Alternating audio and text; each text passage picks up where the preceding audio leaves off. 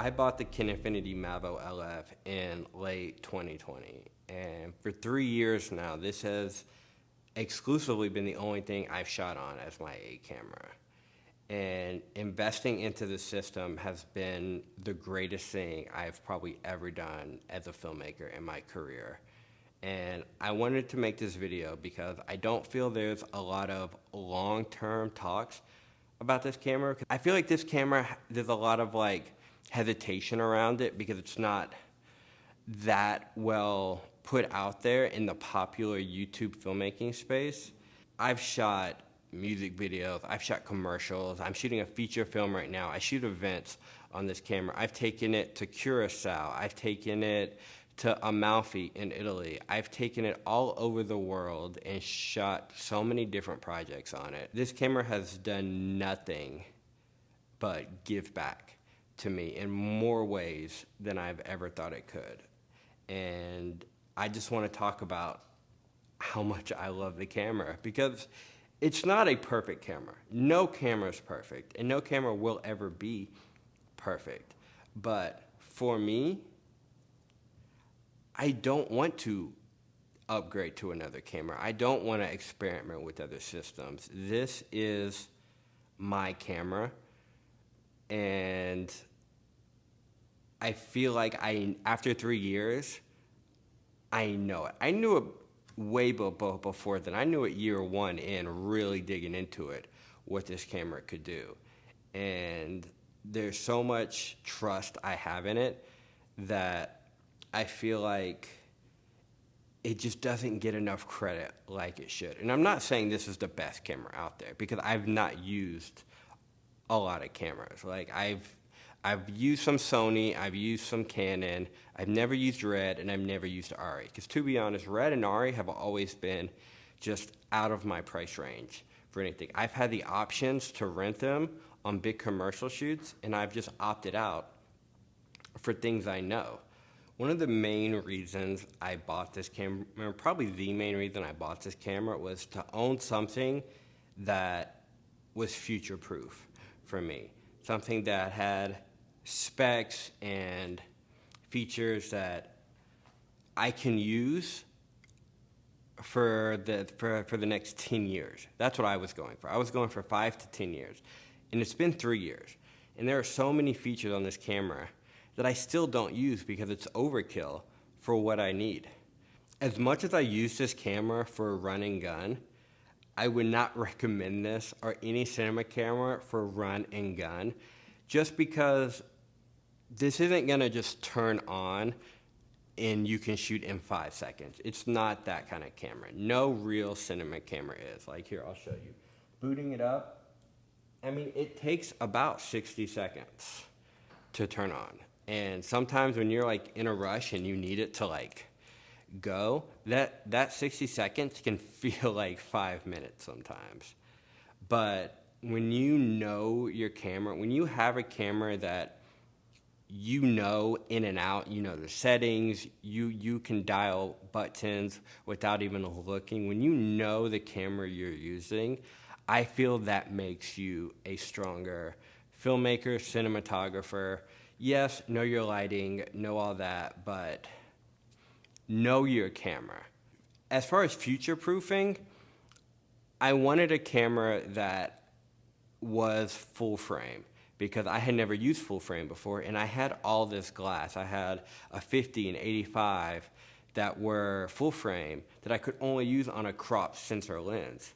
And not only that, the Fuji X-T3 that I was using, that I'm shooting this right now on, when I go to 60 frames, it still crops in a little bit more. And when I'm shooting in a studio or in somebody's house or something, and I want that image, that certain look, I don't want to have to go back against the wall or shoot through a door or shoot through a window for that. So that's why I wanted to get into full frame.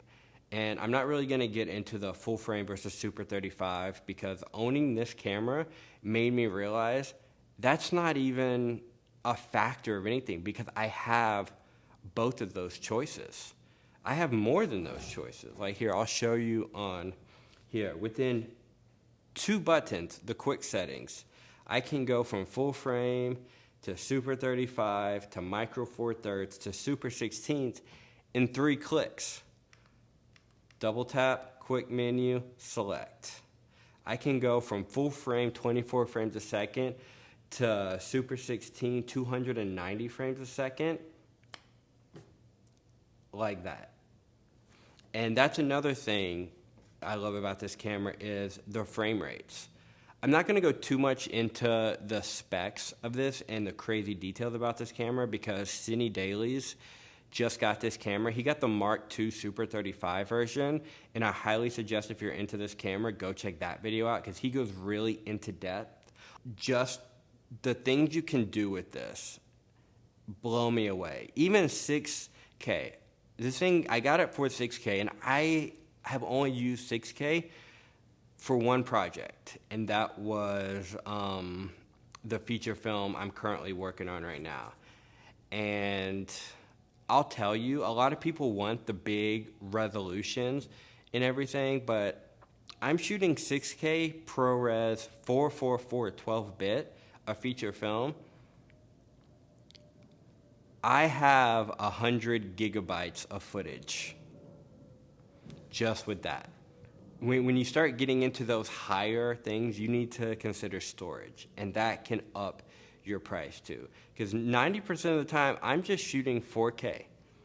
There are things in this camera that not only have helped me, but have given me options to be more creative. Like, yes, this camera can shoot open gate 6K.